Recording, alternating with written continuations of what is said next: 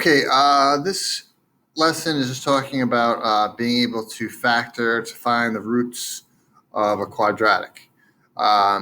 If you were to plug in 0 for y and make a table of values and plug in numbers for x, eventually you would get the points. Let's see, so that's -3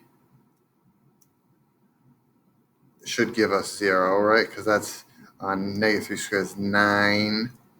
And then 2 times -3 is -6, minus 3 is -9. So that gives us 9 minus 9, which equals 0. So -3 would give us 0. And then also +1 should give us 0 as well, because 1 squared is 1. 2 times 1 is 2. 3 minus 3 gives us 0. So 1 also gives us 0 if we plug those numbers into our table. So our quadratic is going to look something like this. It's going to cross at -3, and it's going to cross at 1. It's going to look something like that. You know what I mean? Those are the two places where it's going to cross, -3 and 1. This unit talks about there are other ways to find those 2 points. Okay, or sometimes it's 1 point, or sometimes it's none. You can factor.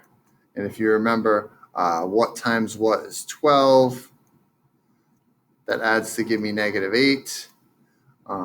That's -6 times -2 gives me -8. Gives me +12, but when I add, it's give me -8. So that's x minus 6 equals 0. And x minus 2 equals 0. So my answers are 6 and 2. So that's where your quadratic crosses the x-axis, 6 and 2. If you look at this equation right here, this one you would not factor by product sum, you'd factor out a GCF. So I could factor out a 3x out of both of those. So that's x plus 4. So you'd set both of these equal to 0. 3x equals 0. X plus 4 equals 0. So x equals 0. X equals -4. So those are the two places where the quadratic would cross the x-axis. Okay, cross at 0 and -4.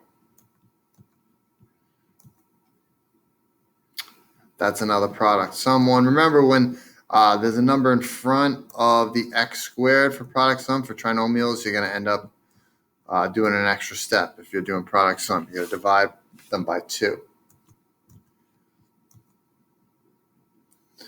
This one, you got to get everything on one side. So that would be 9x squared minus 1 equals 0. And that would be difference of squares, 3x plus 1, 3x minus 1. This one, again, you got to get everything over to one side, set it all equal to 0. This one, you could do the opposite, right? If they give you the roots, you go backwards and find the equation. So x minus 2 times x plus 1. Do FOIL, distributive property, and then get your quadratic that way. It's just working backwards. All right, so for your classwork assignment, let's try some of these factoring problems, okay, and upload them to Google Classroom. Thanks.